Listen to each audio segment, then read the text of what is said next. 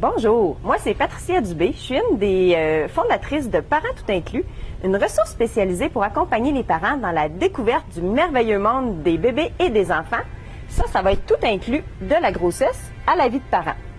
Alors aujourd'hui, je revais mon sarrau de pharmacienne pour vous parler des médicaments en vente libre durant et la grossesse et l'allaitement.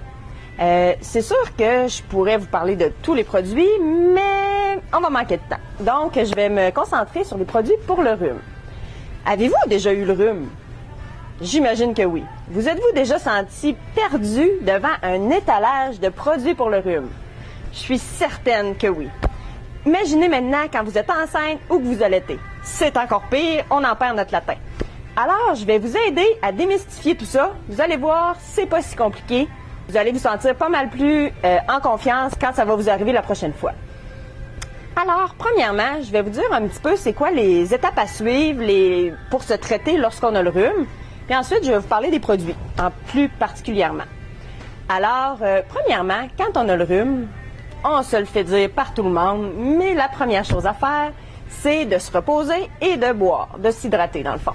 Je sais que je suis plate, mais c'est ça, ça reste la base. Ensuite de ça, la deuxième chose à faire, que tout le monde devrait faire, pas juste nos bébés, c'est mettre de l'eau salée dans le nez. De l'hydrasens, du Salinex, il y a toutes sortes de produits qui sont à base d'eau salée pour hydrater le nez. C'est la deuxième chose à faire lorsqu'on a le rhume.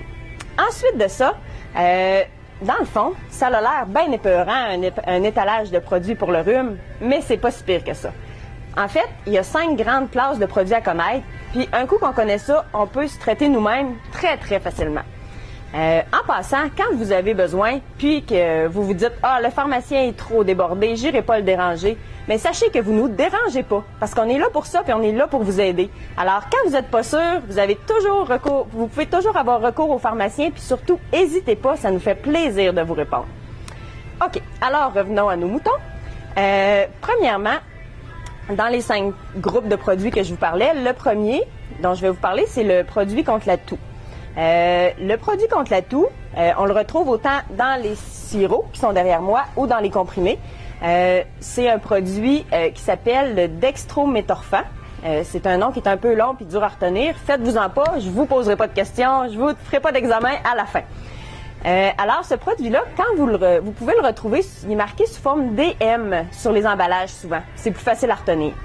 Alors, ça, c'est un produit qu'on peut utiliser quand on tousse. C'est un produit qui est sécuritaire autant pendant la grossesse et pendant l'allaitement. Donc, tout le monde peut le prendre, il n'y a pas de danger, c'est complètement sécuritaire. Un petit point que j'ai oublié en commençant, par contre, c'est que je voulais vous mentionner quand vous avez le rhume. Il existe plusieurs produits que ça s'appelle tout en un. Donc, ça traite tous les symptômes du rhume et de la grippe. On prend ça et hurrah, tout est parti, tout est fini. Moi, j'ai une petite mise en garde à vous faire à ce sujet-là. J'aime beaucoup mieux traiter les symptômes individuellement. Parce que quand on traite tous les symptômes, je ne sais pas si ça vous est déjà arrivé, vous, d'avoir un rhume avec mal à la gorge, mal à la tête, le nez qui coule, le nez bouché, la toux, tout ça en même temps, pas sûr, ça arrive pas souvent. Donc, on est mieux de traiter chacun des symptômes individuellement. Comme ça, on a moins de chances d'avoir des effets secondaires avec les produits. Puis, ça va être plus adapté à notre situation. Alors, on continue. Donc, c'est ce que je vous disais. Le produit pour la toux, le DM, tout le monde peut l'utiliser autant dans la grossesse que dans l'allaitement. C'est complètement sécuritaire. Ensuite de ça, on a les décongestionnants. Dans les décongestionnants, on a 2 classes. Il y a les décongestionnants par oral, dans le fond, qu'on prend soit en sirop ou en comprimé. Et il y a les décongestionnants nasaux, qu'on met directement dans le nez. Là, à ce moment-là, faut les séparer en 2 parce que les 2 ne sont pas sécuritaires pour tout le monde. Donc, les produits à prendre par la bouche, nous avons, dans le fond, il y a quelques produits différents. On a la pseudoéphédrine, la phényléphrine et l'éphédrine. Les deux premiers sont les plus populaires. Ça, c'est des produits qui vont aller dégager les voies respiratoires. Par contre, sont plus à faire attention. Durant la grossesse, ils ne sont pas indiqués. C'est vraiment mieux de les éviter le plus possible. Puis, durant l'allaitement, on peut les prendre si on en a vraiment besoin. Par contre, il faut garder à l'esprit que ça peut baisser la production de lait. Il y a certaines femmes chez qui ça ne fera rien, puis il y en a d'autres que juste de prendre une dose, ça va faire chuter dramatiquement leur production de lait. Étant donné qu'on ne peut pas savoir à l'avance qu'est-ce qui va nous arriver, moi j'aime mieux les éviter. Par contre, si on a vraiment le nez bouché, on peut utiliser les produits directement dans le nez. Les vaporisateurs nasaux avec de l'oxymétazoline, c'est vraiment des produits qui sont super efficaces pour décongestionner et qui causeront pas de problème durant la grossesse et l'allaitement. La seule chose à savoir avec ces produits-là, c'est qu'il faut faire attention pour ne pas les utiliser trop longtemps. Parce que si on les utilise plus que 4 jours en ligne, on peut devenir congestionné à cause des produits qu'il y a dedans. Donc, on les utilise pendant quelques jours, ça va nous décongestionner, puis de toute façon, après ça, la congestion va être terminée, on arrête de les utiliser et tout va bien. Vous allez bien avoir dormi et vous allez être soulagé de votre rhume. Après ça, une autre classe de produits, c'est les antihistaminiques. Ça, c'est les produits qui sont utilisés pour empêcher le nez de couler, principalement les yeux de pleurer. Les antihistaminiques qu'on utilise pour le rhume, c'est ceux de première génération. Il existe d'autres classes d'antihistaminiques qui sont plus pour les gens qui font des allergies saisonnières, qui sont de deuxième génération, mais pour le rhume, ils n'ont pas vraiment d'efficacité.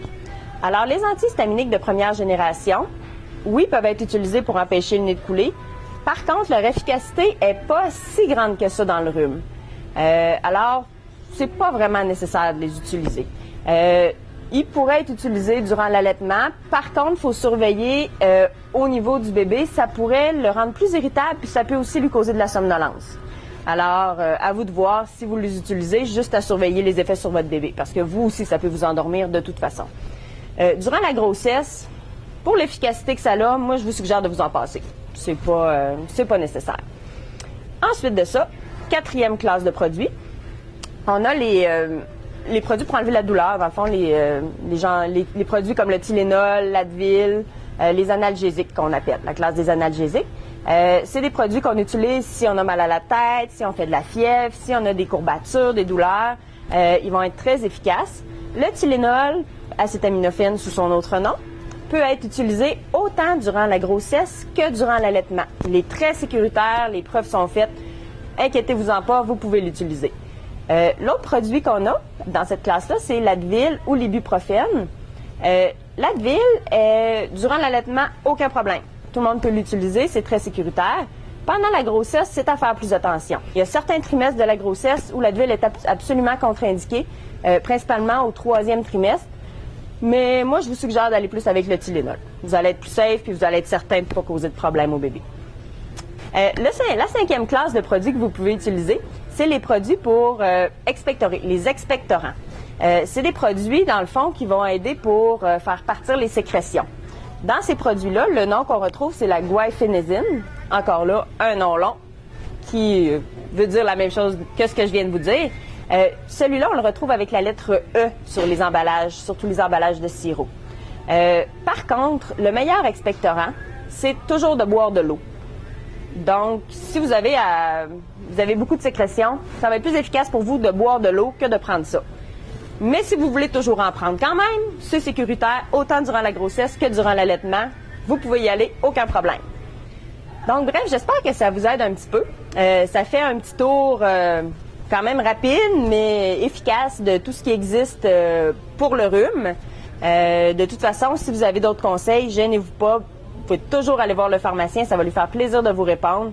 Et n'oubliez pas, un rhume traité va durer 7 jours et un rhume non traité va durer une semaine. Je vous ai préparé un petit PDF pour vous aider parce que je suis bien consciente que vous ne pourrez pas vous rappeler de tout ce que je viens de vous dire. Donc, je vous invite à venir visiter notre kiosque, Parents tout inclus. Et vous allez avoir accès, dans le fond, au PDF que je vous ai préparé, puis vous allez pouvoir le garder puis l'amener avec vous lors de votre prochaine visite à la pharmacie. Au plaisir de vous revoir là-bas. Merci beaucoup.